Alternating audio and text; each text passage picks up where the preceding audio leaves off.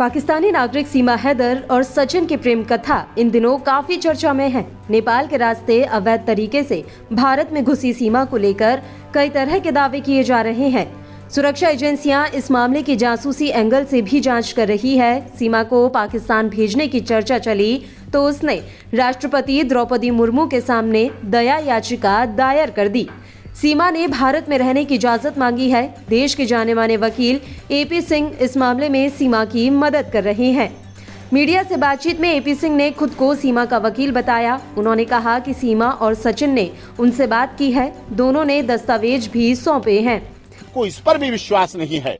आपको लगता है कि ये इसने लब का ड्रामा किया है, ये आतंकवादी है, ये आईएसआई संगठन की सदस्य है, ये यहाँ जासूसी करने आई है, हनी ट्रैप करने आई है, आपको लगता है तो इसके बाद भी आप उसका लाई डिटेक्टर टेस्ट कराएं, ब्रेन मैपिंग टेस्ट कराएं, पॉलीग्राफी टेस्ट कराएं। जितनी बेहतर से बेहतर जांचें हो सकती सारी जांच करें। सीएफएसएल के डायरेक्टर से जांच कराएं और उसके बाद स्वीकार करें कि प्यार आज भी अमर है, अविनाशी है। और देखिए इस देश में सीरी फरियाद, लैला मजनू, हीर रांझा का इतिहास हम सबने पढ़ा है, गुना है, माना है। लेकिन आज अगर 2023 में फिर से सचिन और सीमा का प्यार हीर रांझा और लैला मजनू को पार करता है तो हमें वो स्वीकार है। अभी तक पाकिस्तान से गोलियां आती थी, 26/11 होता था, संसद भवन पे हमला होता था, पुलवामा होता था। आज डोली आई है तो हमें उसे स्वीकार करना चाहिए। और डोली भारत में ही क्यों आई?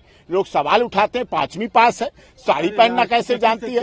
यही मांग की है मैंने कि इस देश में, आपके देश में बेटी बचाओ बेटी पढ़ाओ का नारा है, वसुधैव कुटुंबकम का नारा है, देश की सरकार का सबका साथ सबका विकास, सबका विश्वास, सबके साथ न्याय का नारा है, सर्वे भवन्तु सुखिना का नारा है। तो क्या सीमा को न्याय मिलेगा, जस्टिस मिलेगा या नहीं मिलेगा? क्यों नहीं गए सर? कानून कहता है इस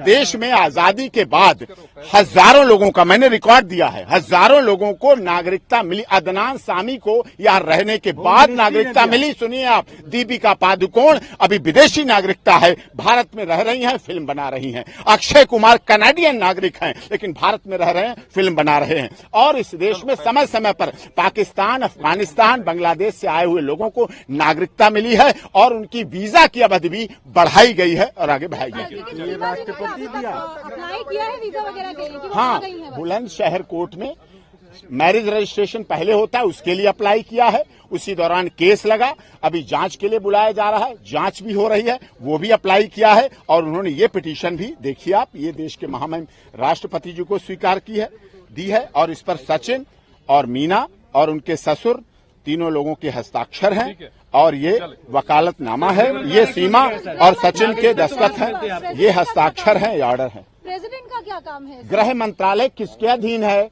भारत सरकार। भारत सरकार का मुखिया कौन है? देश की महामहिम राष्ट्रपति। हमें राष्ट्रपति से आशा है और विश्वास है कि वो गरीब, दलित, शोषित, पीड़ित समाज के लिए, एक देश की इस महिला का भी भला करेंगी। बता दें कि ग्रेटर नोएडा के सचिन मीणा के पास इसी साल मई में आई सीमा को 4 जुलाई को गिरफ्तार कर लिया गया था। 7 जुलाई को जमानत मिलने के बाद वह सचिन के साथ रबुपुरा गांव में रह रही है।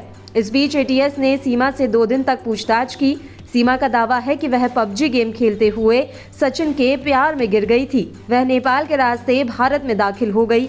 सीमा का कहना है कि मार्च में दोनों की मुलाकात नेपाल में हुई थी और तब उन्होंने शादी कर ली थी। सीमा अब खुद को हिंदू और भारतीय कहती हैं।